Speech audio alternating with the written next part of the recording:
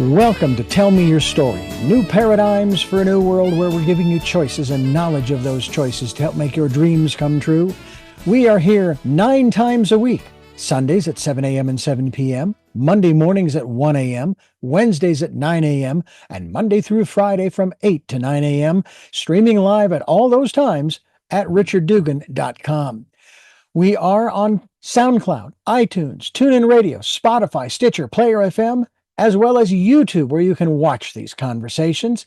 I hope that you will take time to subscribe and click notifications so that when a new conversation is posted, you'll be notified and you'll be able to tune in, listen in, and learn, and be entertained and inspired. A reminder that Choices, which is my book, 5 Steps for Life, it's available on Amazon.com in paperback, hardcover, and Kindle with Audible, soon to be released. We also ask that if you can support the work that we are doing financially, we do have a PayPal account. It is there for your security as well as ours. And when they ask for an email address to whom you're sending, please go to richard@richarddugan.com. That's the email address. If you go to richarddugan.com, there is also a link directly to PayPal so that you can send us whatever support you can. And we thank you to those who have helped and to those who will help. We also ask that you take time during this decade of perfect vision, the 2020s, to go within to that quiet, peaceful, calm, still place and listen to that still, small voice. And with that, we now take you to our very special interview and guest here on Tell Me Your Story. And welcome to Tell Me Your Story. I'm Richard Dugan, your host, and it is always a pleasure to invite special guests to the program. And our special guest is returning. And it is Evelyn Leite. And I want to thank you so much for joining us here on the program. Thank you, Richard. It's great to have you back again to talk about a search. We're on a scavenger hunt of sorts, ladies and gentlemen. And we will find it. We will find what we're looking for. What are we looking for? We're looking for sanity. One step at a time. It has been said, Evelyn, that, and I believe, I can't remember now who said it. It doesn't matter. I think it was Einstein who said that to do the same thing over and over again, expecting a different result, is the definition of insanity. And we've kind of been doing that, and let's keep it in the local perspective, local meaning in the last 10, 20, 30 years. We've been doing the same things over and over again, and look where we are. We're not very far. I'm disappointed we don't have flying cars, like in the Jetsons, My transporter does not work to get me to Ireland. It doesn't even get me out the front door. I can't read other people's minds, and we still have a lot of the same issues that we're dealing with today, which is part of what your book is about, a search for sanity, one step at a time, which, and I believe, if I'm correct, that one step at a time is in reference to 12-step programs and the overall conversation regarding addiction. Are we not talking in that direction? Yes, we are. And we still are dealing with the same addictions we have been, I would say, for centuries. Centuries, Yeah. many years. And the thing about it, it never changes. Other things change around us, but addiction never changes. It's the same today as it was thousands of years ago. Wow. I have a feeling that Alcoholics Anonymous specifically would have a problem with the man turning water into wine. No, On one level. Okay. Yeah. But that was a different story, different context. It is an issue that we all face because we all know someone who is dealing with an addiction, whether it be alcohol or sometimes it's drugs, sometimes it's even, prescribed drugs, and so forth. And I know that whenever my wife and I go to the doctor, um, I'm a little concerned about some of the medications that are prescribed for myself and my wife, not just her, but me too. And that, I mean, I even asked my doctor regarding type 2 diabetes medication that has been prescribed. So, how long am I going to have to take this? And um, what are the side effects? And so forth. Now, it's non addictive, it is not an addictive medication. It is supposed to regulate my blood sugar and insulin and all that stuff. But there are a lot of people taking addictive medications as well. And then, of course, there's also what we'll call the street drugs. And then the once street drugs now you can buy in a dispensary.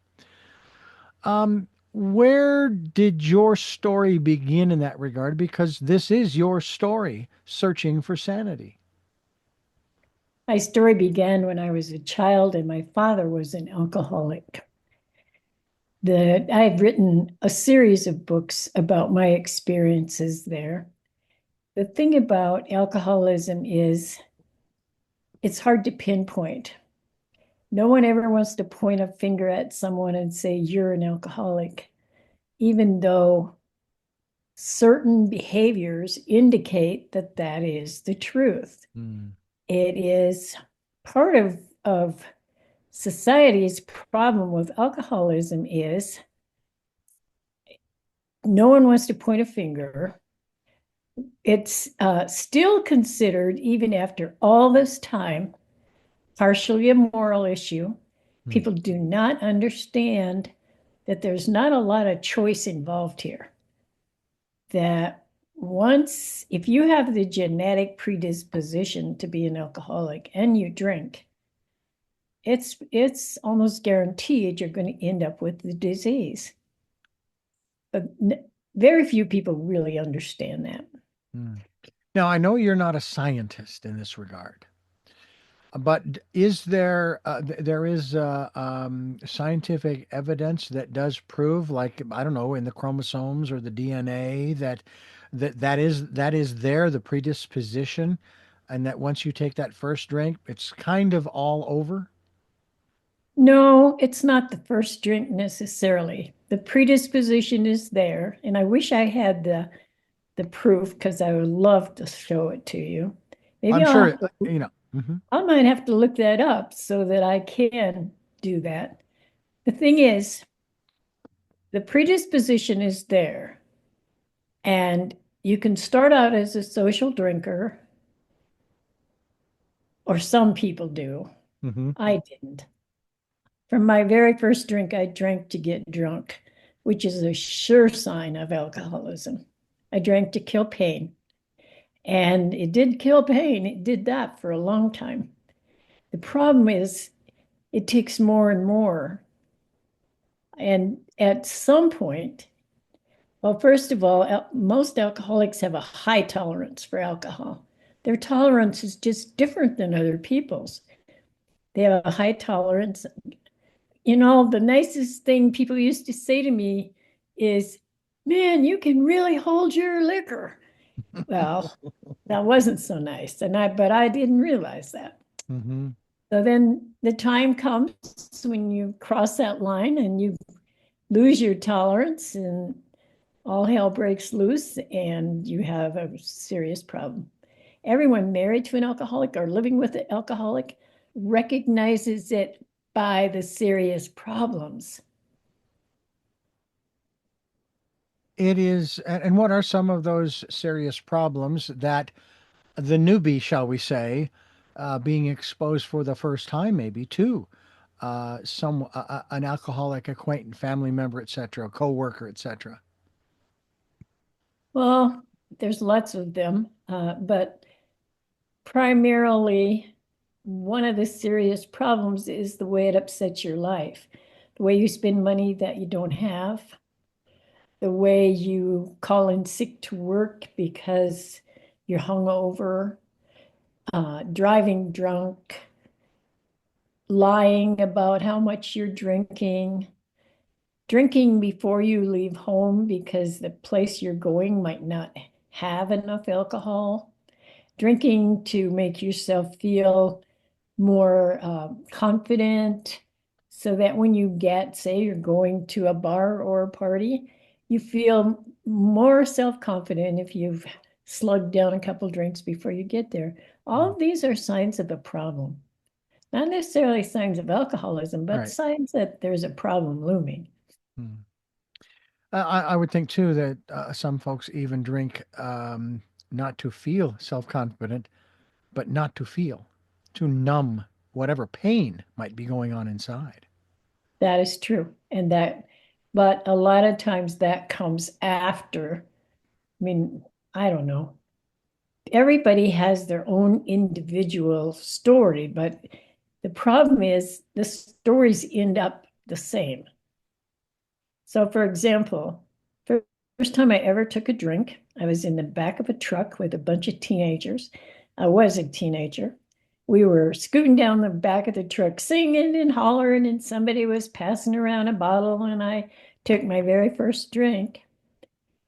And by the time we were getting out of the truck, I was looped and I had no pain. And it was the first time in years that I didn't have emotional pain hurting me, even when I'm having fun.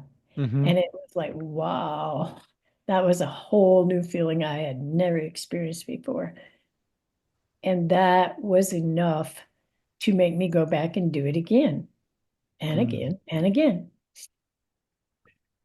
That's the opposite for me. I can't stand being out of control. And that's not to say I don't drink. I do. I'll have a beer occasionally. My wife and I like to share Irish cream, Bailey's, in little shot glasses, or a little larger than that. Or maybe those are on the rocks. Anyway, we have one or two in an evening over the course of 4 or 5 hours. But Mhm. I just don't like the feeling. And it's probably more self-preservation from the standpoint where we live here in Southern California or Central California in the mountains. And I feel that I need to maintain my wits in case there's an emergency, whether it's with my wife, whether there's a fire, a wildfire, or anything else that's going on, that kind of thing. I'm not going to be any good to anybody if I'm, in that state. And it actually, it's not even when I feel the same way, even when we're down in the city, or if I were on vacation. I just I'm not comfortable being out of control, and I'm not sure if that's what they call OCD or not, but I don't have a problem with that. I mean, again, but nonetheless, I want to talk a little bit about one step at a time now. Pattern over the after the 12 steps. I want to talk about that as we continue here.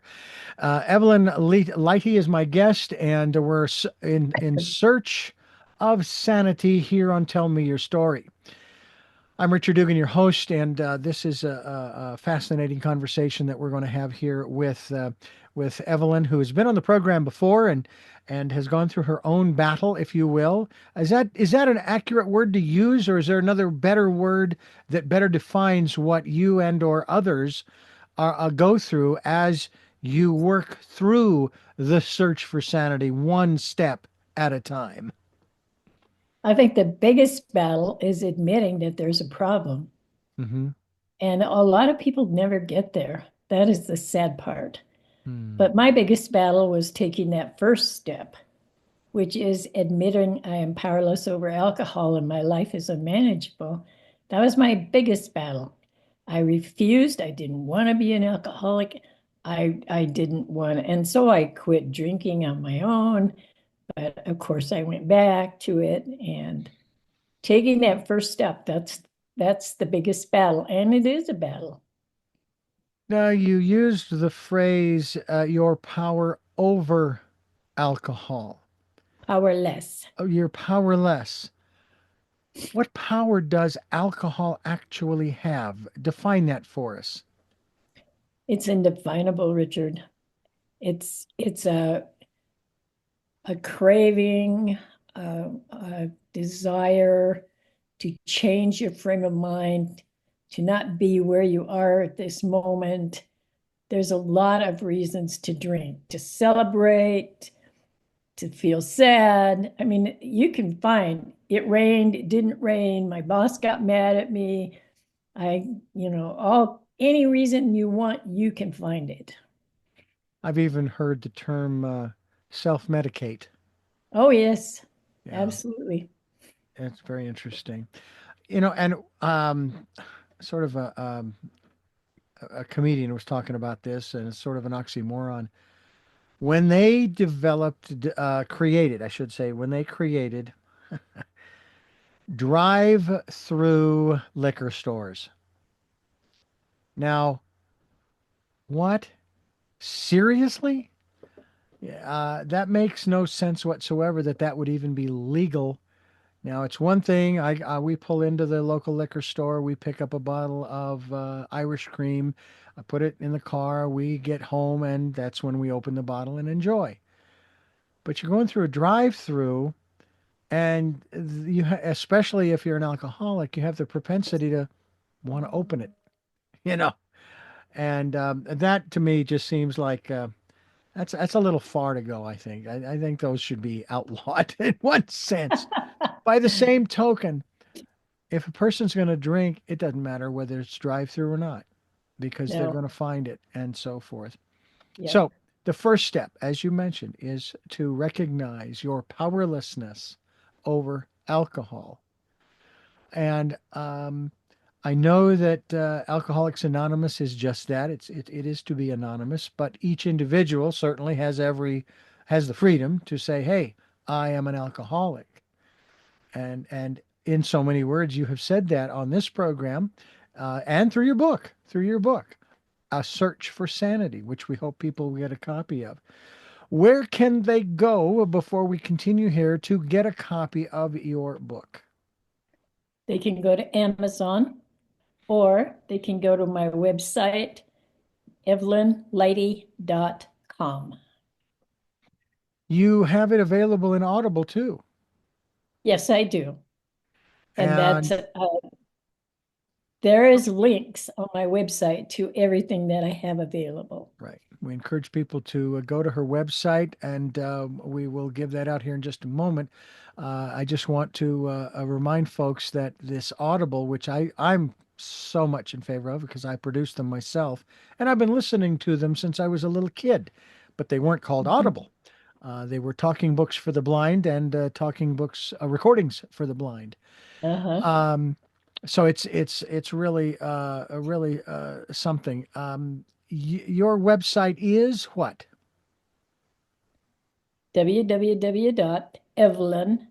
www.evelynleite.com. All right, and that's Leite.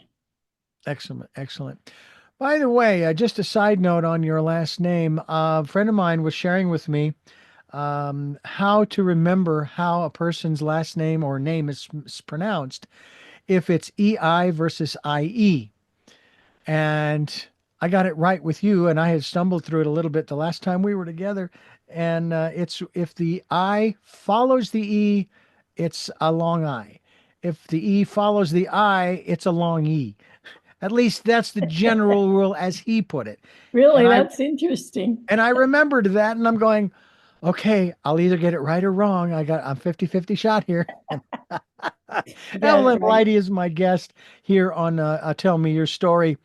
We're talking about searching for sanity one step at a time. Um, we're not going to go through all 12 steps, but let's just say, what would you say would be, because they're not necessarily done in order, are they? I mean, I Pretty know the much. first one is. Yeah. Well, the second one is came to realize that our, excuse me, I don't have that. It's all It's right. we have to admit that our behavior has been insane. And that's where my search for sanity comes in. That's where the title of the book comes in. Mm-hmm. That's the second step. The third step is turned our life and our will over to the care of God as we understand Him. Not as you understand Him, but as I understand Him. Mm-hmm. And then the fourth step is to take an inventory of my life and really honest about where I've been, what I've done.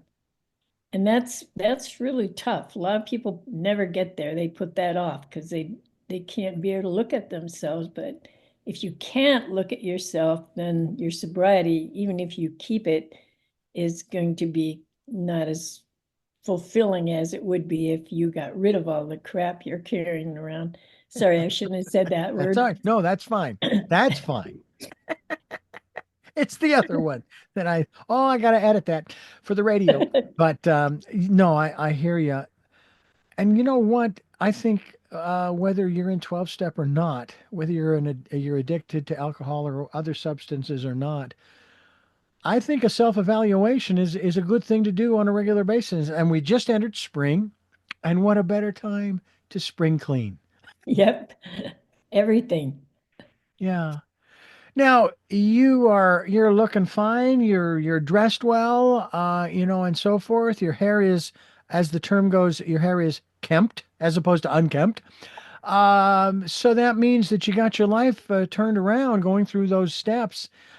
Um, Tell us a little bit about where Evelyn has been during this period of sobriety and how you have felt. Well, I wouldn't say that it was easy. I would say that it is much better than the guilt and the shame and the confusion that goes along with drinking too much. Hmm. I just celebrated 45 years of sobriety the other day. Congratulations. And I am also, Richard, I don't know if you know this, recovering from cancer. And I got one more radiation treatment, and then hopefully everything will fly away. All will be better. Mm. Um, I have a really, really strong belief in my God, Hmm. and He has helped me through more crises than you can possibly imagine. Also, I am a fighter, and I I don't know, I think I was born a fighter. I grew up with five brothers and an alcoholic father. So there was a lot of survival techniques I learned as a child and stood me well now. And I have one of the things that I have done for myself is continue to study. I study, I go to workshops, I do what I can to keep learning because I'm very curious. I want to Mm. know why other people do what they do and why I do what I do. And I'm just so curious. And that's where a lot of my books come from, too. Mm. Well, curiosity is obviously a good thing, and it can, if I may say, it can actually help you to stay away from the addiction, the addictive substances, and the learning process as well. In other words, replacing the addictive substance with the search. Is Mhm. that is that kind of how you're looking at it too? That's definitely part of it.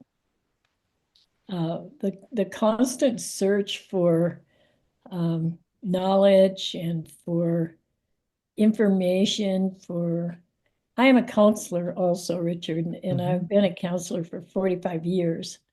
And I've chosen to work with families because there's not a lot, well, there is some now, but in the beginning, there weren't people who understood what it was like to be in a family where there was an alcoholic. And so I've chosen to put a lot of energy into families, and I'm constantly studying new techniques, new ways to do it. Um, and I love what I do. It is so rewarding to Mm. be able to share what I know with people who are just kind of lost and confused sometimes. Mm. And yet there are those of us who sometimes feel lost and confused, and we're not addicted to anything. And you know what? I've always felt blessed that I was and am because I have people who support me. And there's a lot of people out there that need support and they can't find it. Mm, wow. I find that astounding, quite honestly, but it has to do more with their willingness to get out there and make themselves available and vulnerable as well, right? Well, that's definitely part of it. But if you don't have an issue that you can point to, you can go to 10 counselors and not have one of them know what you're talking about. And that's a sad thing because Yeah. you can be misdiagnosed with depression when your problem really isn't depression, or with, bipolar when really you have other issues.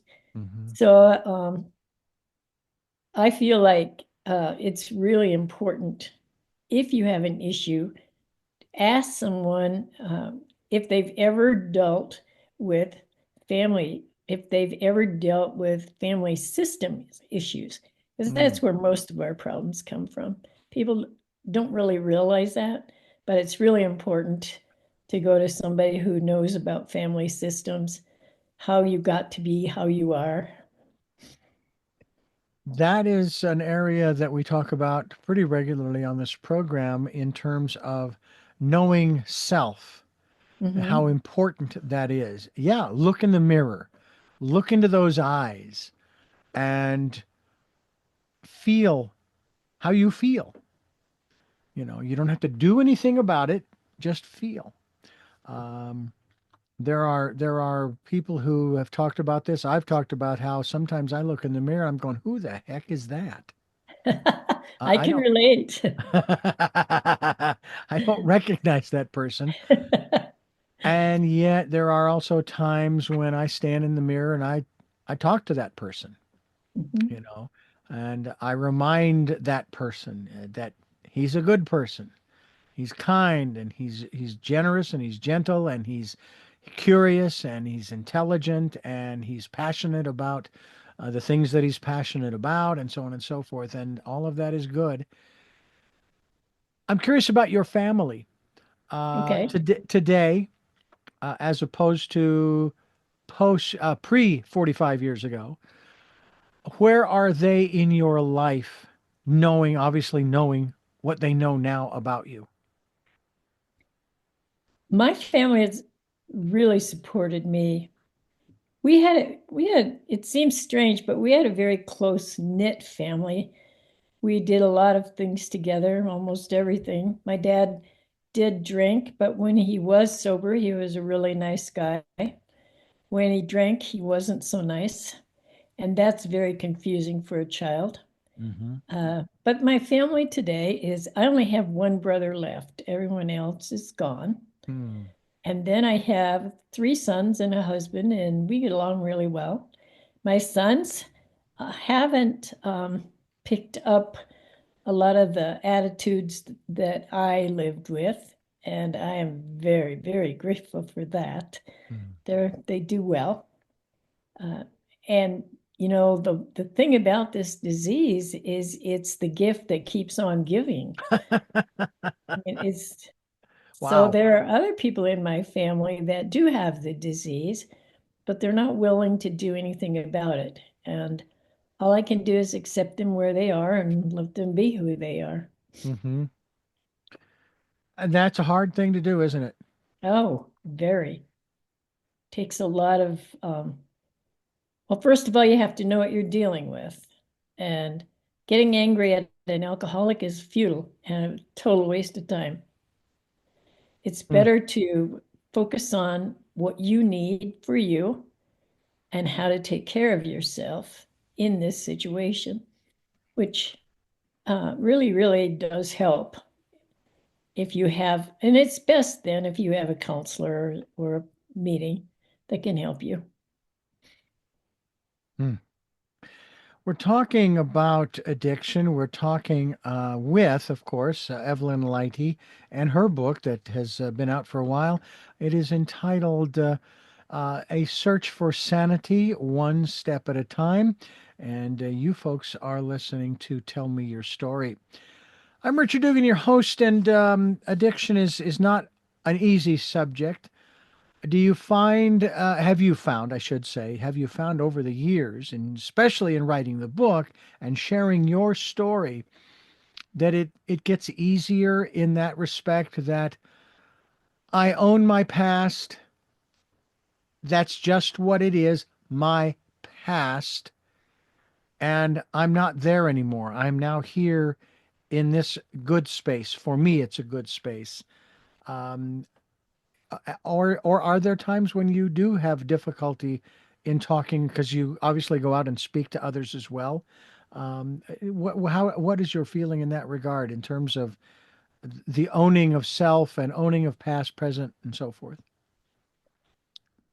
I think the biggest blessing that I have found is the ability to just be who I am. And that a lot of people have a lot of trouble being just who they are. And the honesty that goes with working a 12-step program is amazing. I mean, it is a openness, a sharing, an ability to say, this is who I am. And we don't dwell on who we were. Although I wrote the book in the hopes that it would help other people to find health and happiness and hope. There's a lot of people out there don't have a lot of hope. Hmm. I'm curious about the role that your how do I want to put this? Your relationship with your cancer plays in all of this. Have you put that together? Have you thought about that, pondered that? Because we talk about that on this program with people who have come through certain medical or physical adversities. One gentleman had his stomach removed, and I asked him if he'd ever thought about why that happened, what was the deal there. And it wasn't until that conversation with him that he had pondered about his childhood and about the dinner table and about how they ate and so forth. So I'm curious as to how you have, where you have placed this, thank goodness, we hope, short-term relationship with the cancer. Well, cancer is a stress-related disease, along with a lot of other stress-related diseases like high Mhm. blood pressure and ulcers and various things like that. So I do realize that the stress of what I do, I hear so many people's stories. I listen to so much traumatic, hurtful information, and I can't pass that on. I can't share that with anyone because I have counselor client privilege. So I think a lot of times I take on a lot of it or too much of it. And, I've been doing this for over 40 years. So that's a lot of trauma. Mm-hmm. I go to a lot of meetings, I go to church, I get help. But the one thing that I do that really helps me get rid of trauma is listen to music. Mm. And how the cancer fit in was I accepted it. I believed that if I was supposed to survive, I would, and if I wasn't supposed to, I wouldn't. And here I am. And I have one more radiation treatment and then I'll be done with that. I really am really a lot more laid back than I appear to be, probably. But I do fight for families and I fight for children and I think there's trauma in that too. Mm. When you stand in front of groups, and I'm sure that you do, large audiences, Mhm. um, are you kind of picking up on maybe not necessarily specific audience members, but you know that there are members of the audience out there that are going through what you have been through, uh, and you've already expressed the fact that you have a certain level of empathy that unfortunately predisposes you, as you've shared, to take sort of taking on a little bit of that, being stressed over taking on some of what they're going through when it's not yours to take on per se, but because of your empathy, it just kind of comes, or, comes along with the territory. Mhm. Do you So do you ever have people? Well, I would venture you do have people following your talks that will come up to you and share with you their stories. absolutely. I have a lot of people that come up and they ask for help or they ask for referrals, or a lot of them though are not the addict themselves. It's my son, Hmm. my cousin, my mother, those kinds of things. In fact, used to be, when I went to church, I would get out of there as fast as I could, or somebody would stop me and say, "Can I talk to you for a minute?" And then it would be a family member that they wanted to talk about. That doesn't happen so much anymore because I've set boundaries around that. Hmm. But it did happen a Yeah. lot. And you know, I don't know.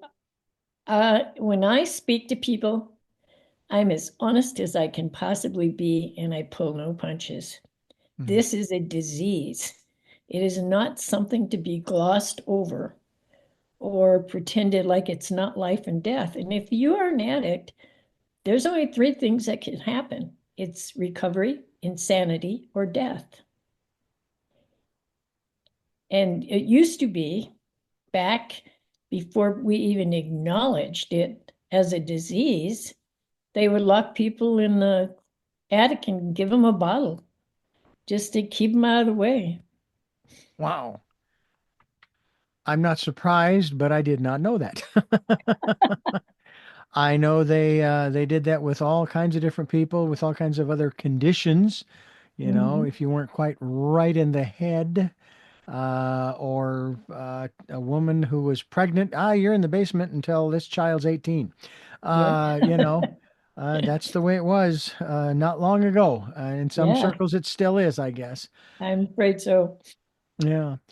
We've talked over the last year or so, and of course I've been aware, of course, of what you've been going through behind the scenes, and of course you've shared it with us here on the program, and it seems as though not only most people have or know someone who is addicted to something. Sometimes it's work, and that can be, just as bad sometimes as a Oh, yeah. substance. But also people who are dealing with various medical conditions, including cancer. My wife, back in 2001, rare form of fallopian tube cancer. Been free and clear of it ever since. Is still here and still ticking. And we were officially married June 30th of last year, which was rather exciting to be married out by the ocean. It was Oh, really very wow. nice out at the harbor Yeah. here in Santa Barbara. Yeah. And I love Santa Barbara. oh, it's gorgeous. As a matter of fact, I heard as of our conversation that actually this morning we actually got some rain, which was short-lived, but we'll take whatever we can get. Mhm. But it's been very nice. It's cooling off, and it's very nice. Um, Sometimes it's where we live. There are areas of this country, and I know that now we have a new area called Los Angeles. That there are areas there with the fires that we had Mhm. that are now going to be not safe places to live for maybe quite a long, long time. You know, so it's going to be interesting to see how all of that comes out. But you talked about the issues of stress, and that stress is part of the scenario, shall we say, of cancer, of certain cancers. Mhm. What methods have you found? You talked about setting boundaries for, like, when you go out and speak to groups of people.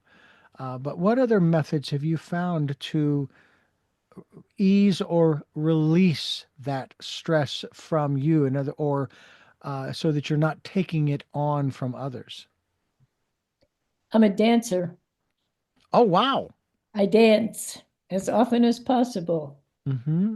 And that has always been my life-saving activity because I love music and I love moving to music. And I had a stroke a few years ago, and my neurologist told me the best thing you can do for your brain is dance. And I said, yeah, I bet my husband thinks I paid you to say that. But he really meant that. And I Yeah. do it as often as I can. And it uses everything. It uses your brain, it uses your muscles, and it just puts me in another world. I just get rid of a lot of stress with that. And what about your husband? Does he join you in the dance? He does, Oh, but he's not wonderful. as much into it as I am. Yeah, I'm kind of with him. I'm not a dancer. Never have really been a mover and a shaker on the dance floor. So I've stayed away from the dance floor. Well, you don't know what you're missing. I would agree with you there, although I do remember in eighth grade we were it was part of the curriculum to learn how to dance, and I still remember this. It was really significant because we didn't fully. I don't think we as eighth graders, 12-year-olds, really fully understood what was going on. Our dance instructor, whose name escapes me, she ended up leaving somewhere in the interim of the classes at the school. And we were then told that she had, if I'm remembering correctly, she had, I think, Huntington's disease. Oh, yeah. Yeah. And like I said, I don't think we fully grasped the magnitude in that regard. We're 12 years old and we're just there to dance, And Yeah. so, all of that started at a rather early age for me, being exposed to those kinds of things. And even in my own family, we had different conditions that each one of us, just as human beings living on the planet. Um, Uh-huh. Staying away from the news would be a good thing. Turning off social media would be another good thing. That will de-stress you because you're not getting stressed by all of the stuff that's being pumped out. Yeah, it's pretty stressful sometimes. Yeah, it certainly can be. There's no question about it. Do you have any other books on the horizon that you're working on? No, actually, I have lots of books that I have written in the past, Mm-hmm. and I believe that what I'm going to do now is I've been reconstructing articles. I'm going to start a Zoom meeting for women. Any question under the sun that they want to ask or they want to deal with, and I'm going to give those articles away to them. And if they have a question I don't have an article on, I'll write one so that they can get it.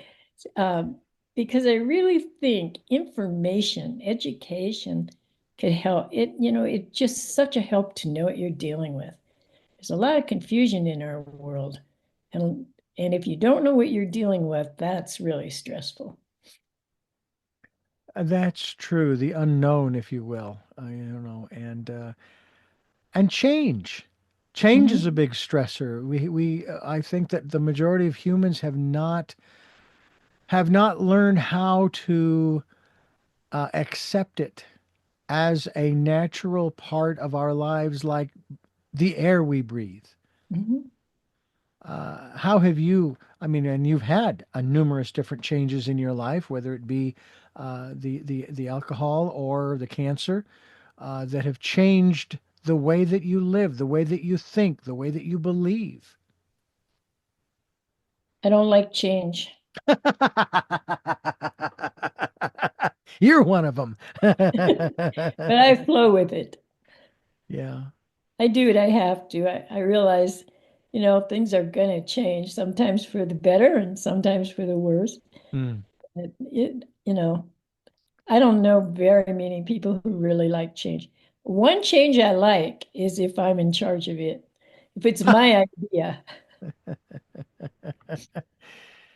Well, if you've ever read the book Who Moved the Cheese, Oh, I have. you have. My only comment was to my boss who made us read it. I've read it. I don't mind the cheese being moved. Just tell me where you moved it. That's all I Tell me ask. where you put it. Tell me where you put it. That's all. So I I had a can go boss get that it. made me read it too. Yeah. I haven't read it since. I mean, this was back in the 80s when he made us read it, and after it was, I guess it was the 80s.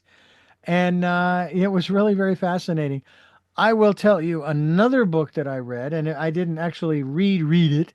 It was it was an audio book. I'm actually touching the cassette case here. It is the fabulous bestseller, The Goal by Eliyahu M. Goldratt. He is also the author of Haystack Syndrome, and it was also written by, I guess, co-written by Jeff Cox. Well, it's available on Amazon as an Audible. It is a dramatization, and I'm not going to go into any more detail other than to say the main message I get from it is just because we've always done it that way, does that mean we always have to? And it leads into a phrase I use on this program that we're always looking for new ways of living because the old ways don't work. Just look at the way things are today. Now there will be those who will say, "Well, yeah, but what's going on out there on the East Coast? That's new." No, it's not. It is no different.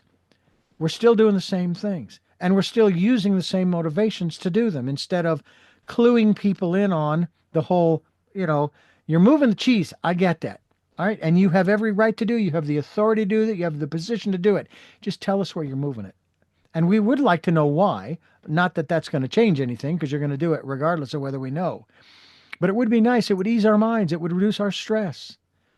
And we could flow a little easier with it. You think that's a fair statement to make, saying a fair request to make of the world? Of course. I think, was it Solomon that said there is nothing new under the sun? Very And good. Very good. I have heard, and I believe that everything we're dealing with, people have been dealing with for centuries. It's just maybe looks a little different. And the thing is, people are born, they have to learn, and they learn something and they think it's new, but actually there is nothing new under the sun. I totally believe that. Yeah. That's why I've always am perplexed by the lawsuits filed by musicians. And again, I'm not opposed to musicians making money and getting their fair share of the royalties. But I just find it perplexing that they feel it necessary to sue someone because they used three notes in a particular order in their song, and now that musician says, "No, you stole that from my song. I want compensation." You should be flattered that they were even listening to your music and that they were influenced by your music. Just like my book, Choices, was influenced by thousands of people. I can't list them because I don't know all their names. And then there are those who I don't know. They were secondary influences that came into my life, and then they were out just about as fast as they came in, but they had an impact.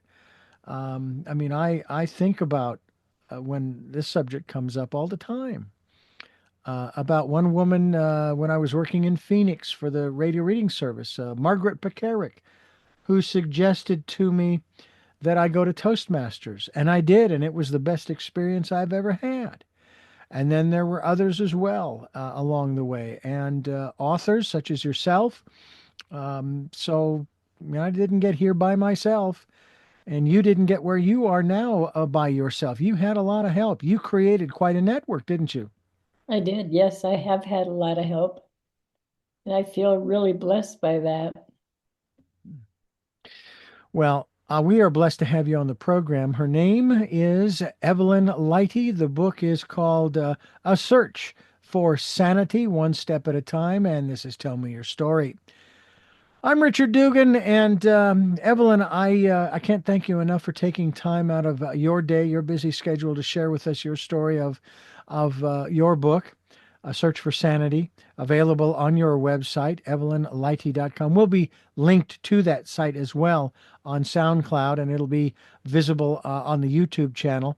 And we hope to we'll stay in touch with you. We hope that you have continued success in good health, and Thank that you. this is this whenever it's coming up, this last treatment is the last one that you will need to go on and live a long, depending upon how long you want to live, a long life with you and your husband and your children and grandchildren. And we thank you so much for being a part of the work we're doing here.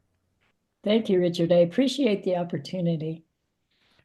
I do have those three final questions I'm going to ask you, but first I want to thank you for listening to and watching Tell Me Your Story, New Paradigms for a New World, where we're giving you choices and knowledge of those choices to help make your dreams come true. We are here on Sundays at 7 a.m.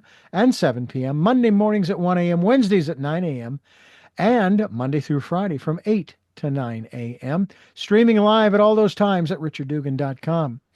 We stream on, actually, I should say, the podcasts are on SoundCloud, iTunes, TuneIn Radio, Spotify, Stitcher, Player FM, Blueberry, iHeartRadio, Amazon Music, and many other locations. And we're on YouTube, where you can watch these conversations. I hope you'll subscribe and click notifications so that you will be notified the next time I put up a conversation.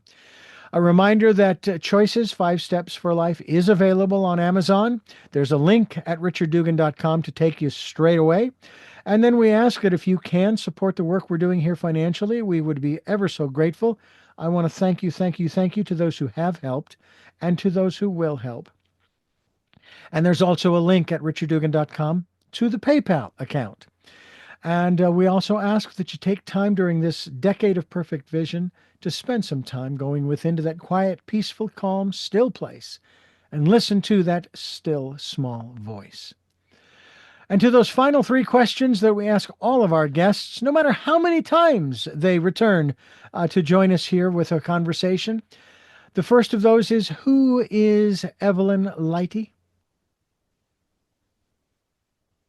Well, she's a very mature woman at this point who still has a lot of childlike thoughts and dreams and behaviors. She's a winner, she's a fighter, and she loves a challenge. What gets you up in the morning? Coffee. Okay, very good. And finally, what was your best day? Oh my gosh, there's been so many. I have had so many best days. It'd be really hard to pick one. I really think probably the best day of my life was when I found God. Hmm.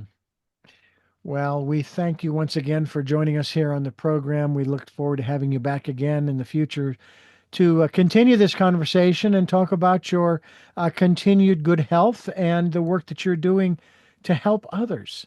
So, once again, thank you. And we thank you for listening to and watching Tell Me Your Story. And until our next broadcast, podcast, videocast, love to Lal. Jeanette, I am still listening. Dad, continue to be happy because I am. Smokey, I will see you on the other side. Mike, thanks for letting me in your life. And to my dear friend Zorro, aho, aho.